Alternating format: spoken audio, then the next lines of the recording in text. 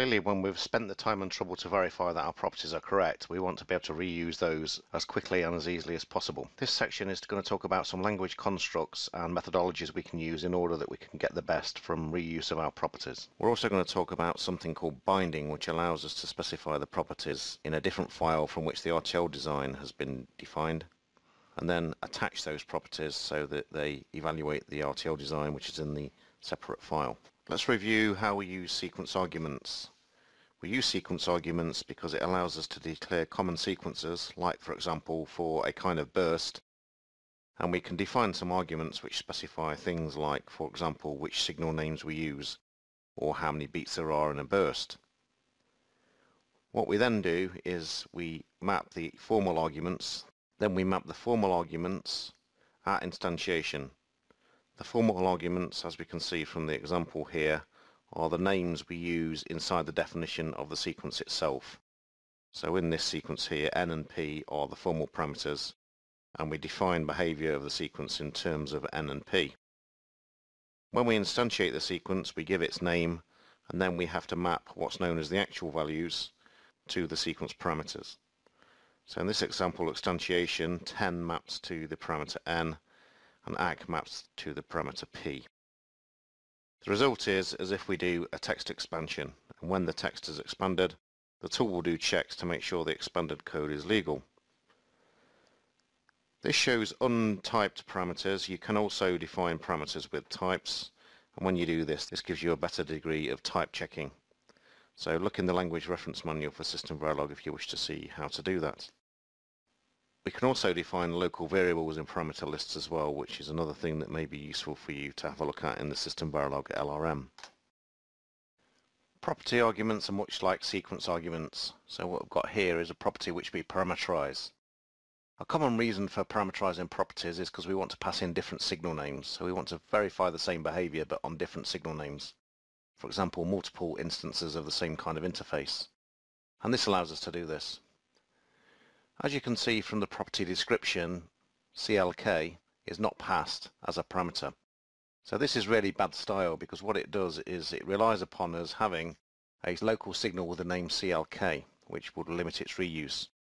So our recommendation would be, if you're going to create parameterized properties, make sure everything used in the definition of behavior is actually a parameter. So in this case, CLK, which used in the clocking expression at POSEdge CLK, is not in the parameter list.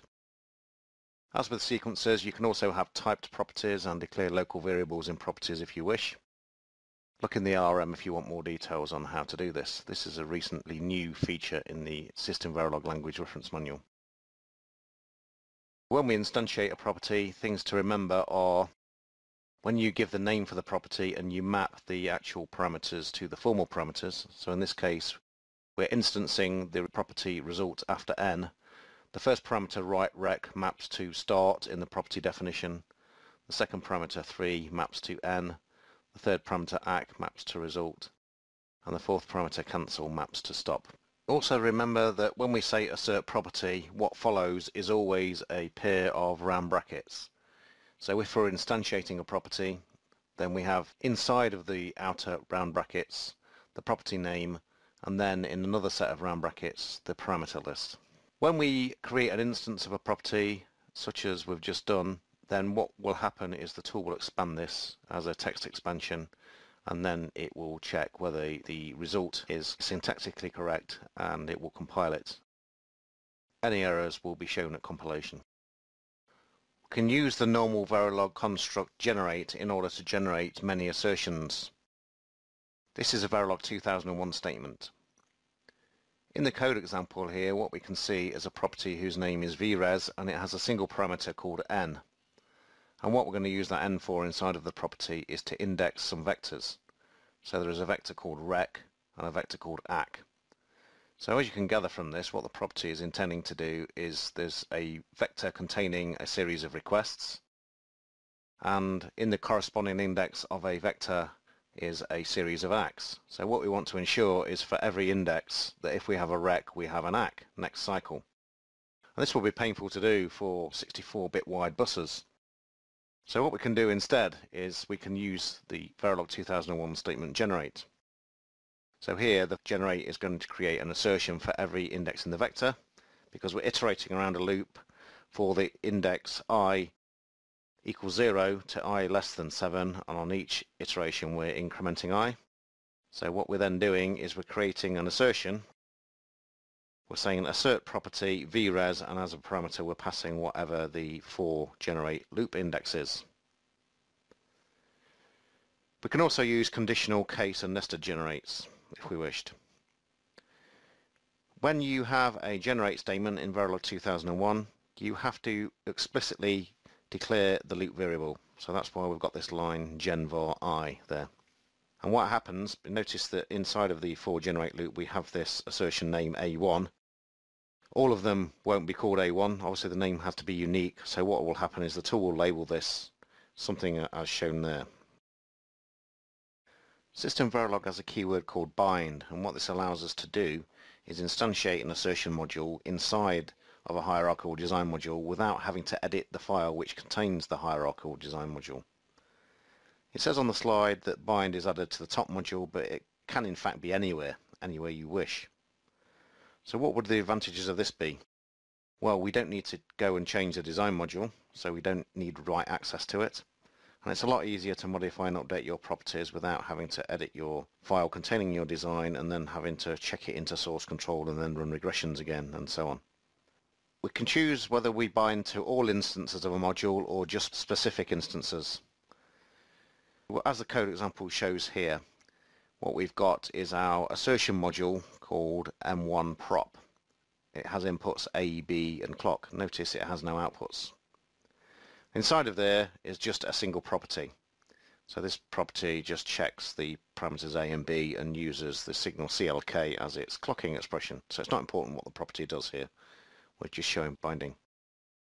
Here we have a module called M1 and it has inputs and outputs. And what we'd like to do conceptually is we'd like to take an instance of M1 prop and instance it inside of M1, but without editing the file containing that design module.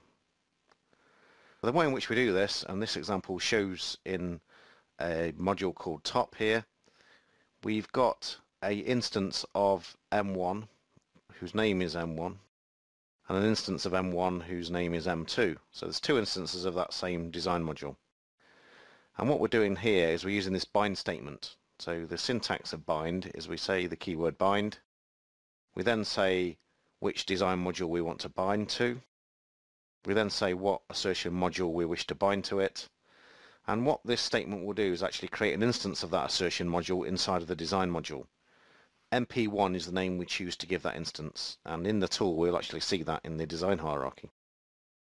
And then what we do is we map. If you can imagine, we're instancing this assertion module inside the design module. So we're mapping the ports here, or the signals rather, at the level of scope of the design module to the ports on the assertion module. So rec in the design module maps to input A in the assertion module. AC in the design module maps to B on the assertion module. And CLK is the names of both ports on the assertion module and the design module. If we wished only to bind to a specific instance, then instead of saying bind M1, meaning all instances of M1, we would bind to M1 colon and the instance name. So M and the number 1. Sorry about the confusion of the names. Just to make things perfectly clear, we'll go through the binding, how it works. So as we've seen, the bind statements that we had on the previous slide, what they do is the equivalent of creating an instantiation of the assertion module inside of top.m1, the number 1, and top.m2. And things are linked by ways of their hierarchical path names. There's no reason these bind statements need to be where they are. They can literally be anywhere. So in this case, if we look at the code at the bottom inside of the module top here, we've got two instances, M1 and M2. They're instances of the design module. And we can see the inputs to the design module are clock, rec, and there's an output called AC. The bind statement's inside of top. So what we're doing is just saying bind, and then in red, M1. So we're binding to the design module M1, an instance of M1 prop, that's the assertion module here, which has inputs A, B and clock. And when we create this instance of the assertion module inside the design module, the name we're choosing to give it is MP1. And we're mapping rec at the level of scope of the design module to the first port, which is input A of the assertion module, and so on for the rest of them.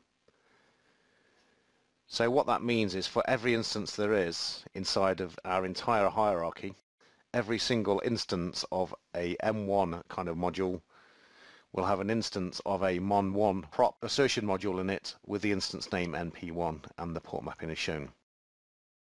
This is equivalent, what's shown as comments here is what the equivalent assertion would be. So that shows you how the hierarchical path names fit in there. So these assertion modules are self-contained and they only contain verification code.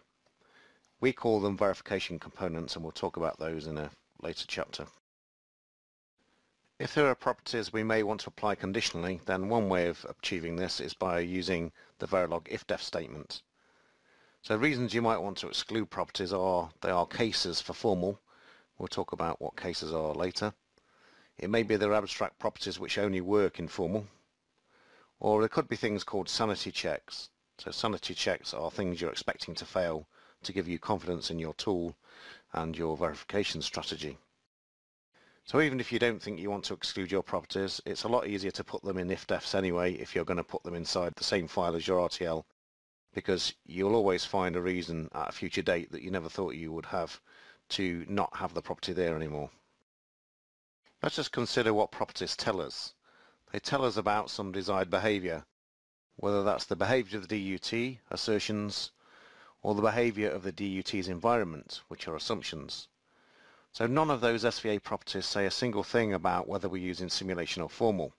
Hence, we would think that we'll be reusable with either tool. And this is mostly true in the vast majority of cases, but we need to be aware of the exceptions. When we're simulating a block, if we have code that's both assertions and assumptions, then the assumptions are automatically turned into assertions. The tool does this by itself. So what we're doing is something that's very useful. Take these internal blocks inside of these modules on the right hand side that we're trying to verify. So inside of those modules we had written assumptions about how the module behaves, and then we could have formally verified it. Now what's important for us to know is, were those assumptions valid? Because all the results depend upon how good the assumptions were or how valid the assumptions were. If we perform a simulation and we find these assumptions failing, this is the assumptions that got turned into assertions, we know that we've verified our block in formal with something that is actually seen in real life which isn't supposed to be seen. So we learn a lot from that. And the good news is you don't have to do a single thing to change it. The tool will do it for you automatically. We mentioned earlier that cases are only applicable to formal. Now we're going to go through what a case actually is. The reason we mentioned it previously is it's because of the kind of thing we might want to exclude inside of an if-def. So let's say we want to formally verify some write functionality of a FIFO here. The FIFO is the design we're trying to verify. What we can do to simplify the task for the tool is to add some pin constraints. So pin constraints mean we hold an I/O at some stable value. So if we're trying to verify the write functionality, we might decide to hold the read request at 0. Now when we do this, we're deliberately over-constraining to reduce the state space that the formal tool needs to explore. So just for this case, we're deliberately reducing the state space because we want to verify write functionality. We're not interested in read functionality right now. So this is the definition of a case, deliberately over-constraining to reduce state space just to make it easy for the tool. So if we left that assumption there, as we can see it says at pos edge clock not read rec. Basically we're saying we should never see a read request, and we're going to assume that property in formal. If we left it there in simulation, as we've discussed on the previous slide, it will get turned into an assertion, and of course it's going to fail as soon as we have a read, which clearly should happen during simulation sometime. So this is the reason we want to keep these cases separate from normal assumptions, so they can be easily excluded. When writing SVA and using it in simulation, then what you see is intuitive. The simulator will just build a state machine from what you've described and then check it. Formal has techniques that simulation cannot cope with because simulation has to deal with time progressing linearly, which formal doesn't have to do. So things that formal can do, for example, is check that state machines never get a deadlock state. SVA has no constructs to deal with that, but PSL does. Formal has to do exhaustive proofs. With simulation, all you know is what you tested works. You don't know there's any bugs hiding there. Properties which are okay for simulation may vastly increase formal complexity, hence increase the runtime. So when we say formal complexity, we say how hard is it for the tool to prove a specific problem. This is especially true of assumptions. So having state repetition on the right-hand side of implication is very costly for assumptions. So as we can see from this property here, we've got a lot of state on the right-hand side because we've got one occurrence of pop, which could be waiting an infinite number of cycles. Busy could be repeated an infinite number of cycles. What you have to do is maybe modify things you've used in simulation for use in formal, just for the sake of decreasing the runtime to a realistic level.